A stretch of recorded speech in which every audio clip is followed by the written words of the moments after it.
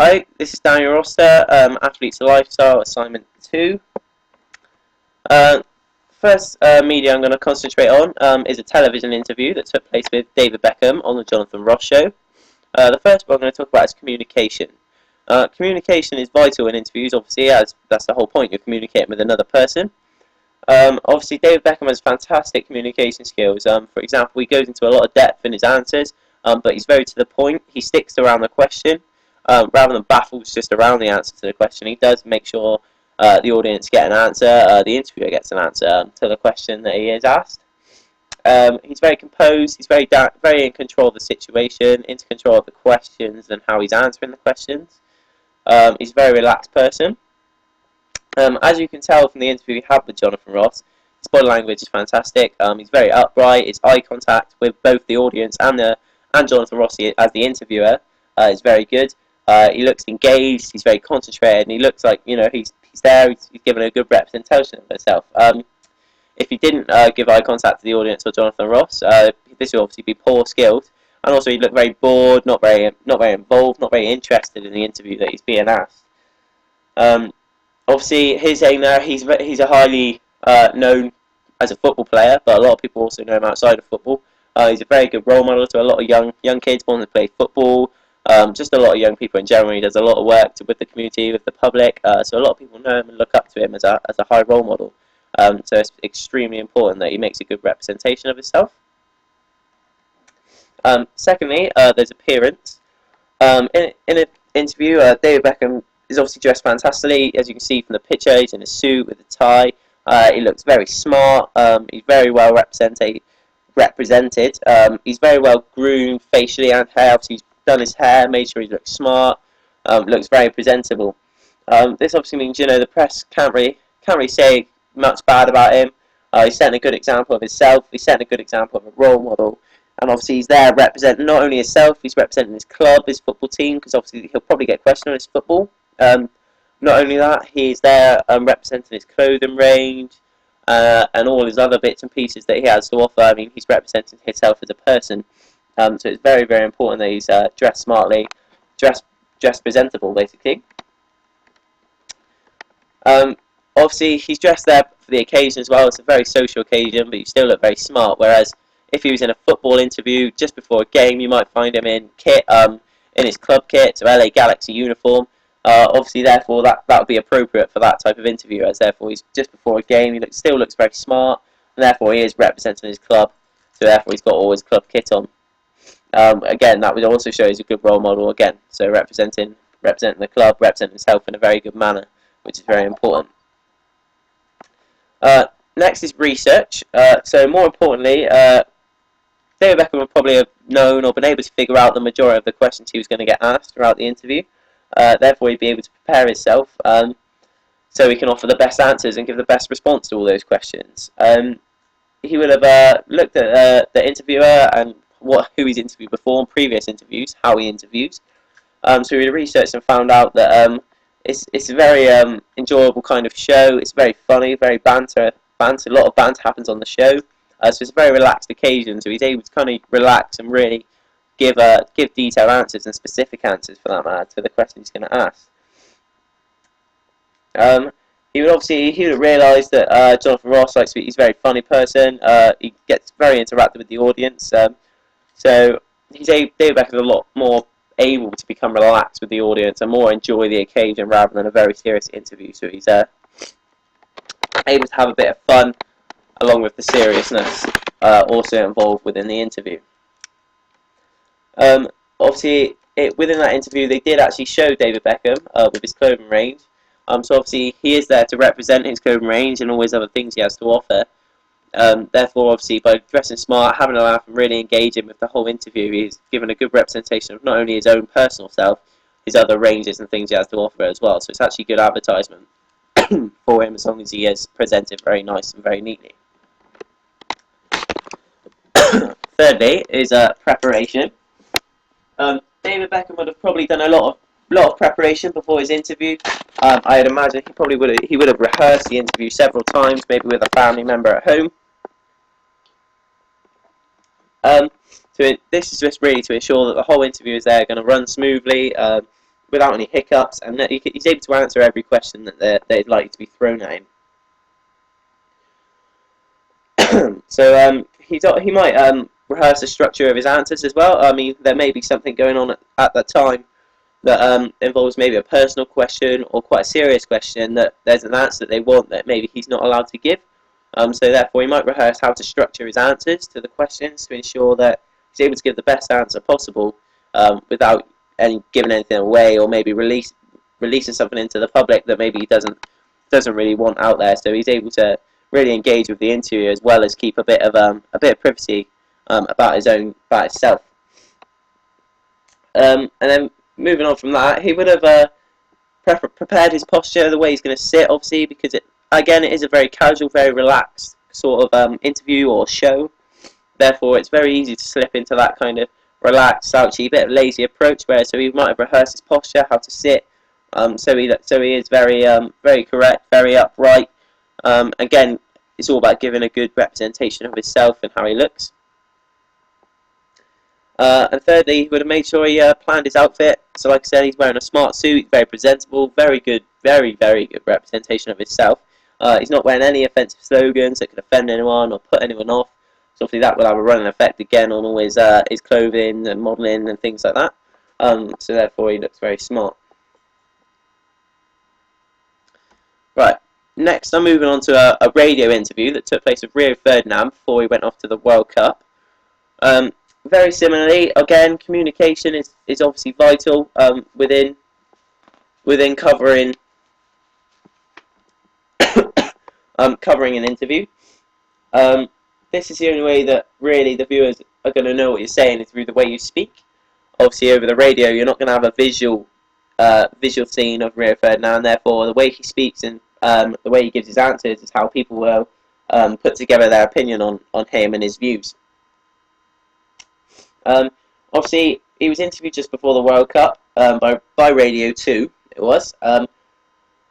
So obviously, the main base of the interview would be on the World Cup. So I'd imagine he was able to prepare himself quite well for that, because obviously he was able to give very straight to the point answers. Because obviously that was his passion. He knows a lot. Obviously on the World Cup, he knows a lot about football. So it probably made him a lot more comfortable going into the interview just on the back of the World Cup. People are obviously going to ask him about that. That would be the main type of target question. And obviously, he had to speak in a way where obviously people could understand how he felt. Obviously, his emotions towards the World Cup, how he feels about going into the World Cup, positive, negative.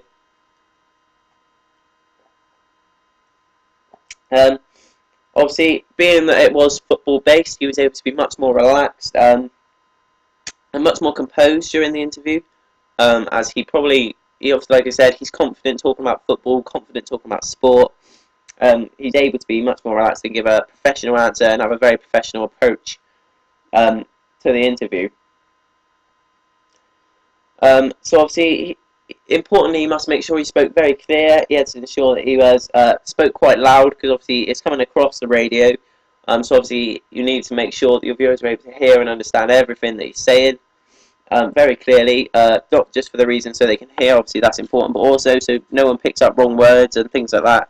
You have to be very specific on what you're saying. Obviously, you have to plan how you're going to say it, because obviously a lot of viewers will be watching, thousands of viewers will be watching, and of all different age groups. Therefore, obviously, you don't want any bad language or inappropriate comments made when there potentially could be children watching. Obviously, he's a very important football player, and probably is a role model for a lot of young footballers within the country.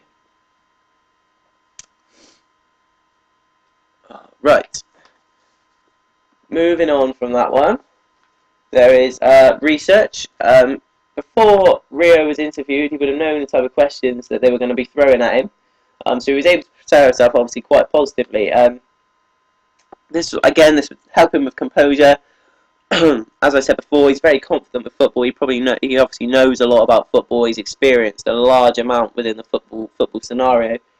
So obviously he's able to gain confidence and composure when talking to a lot of people. Obviously there'll be a very large audience that will be listening in on the radio at that time. So he has to make sure he's very professional in his approach towards the interview. Again, he would have prepared how he's going to say things, because obviously he needs to be very basic, as obviously there's a large amount of viewers watching. He can't really speak very technical, otherwise maybe a lot of people may not understand what he's trying to say. Obviously, so he needs to be very clear. Also, he would have prepared the way he's going to speak. His voice needs to be very enthusiastic, as people can't see him. So they're going to make an assumption or judgment on his interviewing or how he is as a person via his voice. So he needs to make sure he's very enthusiastic, very lively, and very interested and engaged with the interview. Obviously, if he's not engaged, people are going to assume he's very boring and not interested, and that maybe people will question if he's the right man for the World Cup if he's really not that motivated. Next is the type of target audience. Before the interview, Rio would have obviously assumed that being on BBC Radio 2 is massive. So his type of audience would be just a massive range of old, young, females, males. It's just a little mix and match of everyone who's got the radio on at that time. He may have purposely chosen Radio 2 because obviously it's a very big audience. A lot of people may have listened in. He might want to get his views across. He might, maybe motivate the country if he's motivated for going into the World Cup. Obviously, it's very beneficial to Rio and the England football team going into the World Cup that it is on Radio 2 to make people aware of obviously what's happening, maybe fixtures, things coming up. And like I said again, maybe just to motivate people into going, supporting the team, supporting the country. Obviously he knows that like all ages would have been listening in. Obviously, like I said, he's a good big role model for a lot of people still, a lot of young footballers. So he would have known that he had to use correct language, correct terms, in order to give a good example of himself and a good example of football, because he is still representing the whole sport, not just himself and his team. Right, last but not least, is appearance. Obviously, Rio Ferdinand wouldn't have a massive appearance, obviously, because it's an interview via the radio. So he may be at home or maybe sat somewhere just on the phone to the radio in order to obviously have an interview. So people, again, will be making their judgment on what they hear, and obviously they can't see him, so therefore he needs to be very enthusiastic, very clear, and very loud to ensure people can understand and see what he's saying. Basically, his main focus will be his personal delivery of the interview. His speech, obviously, like I said, needs to be appropriate to the viewers and needs to answer the questions that he's asked. Obviously, he could be in any sort of state where when he rings in, obviously he could be at home, like I said, he could be out, but he still has to address himself in a manner that's very professional and very appropriate for the viewers. Obviously, again, people will judge him. They'll judge him on the way he speaks, his answers to each question. If he's very brief, people are going to make an assumption, whereas he needs to be he needs to speak very clear and very positive. Moving on to formal, communicating with significant others.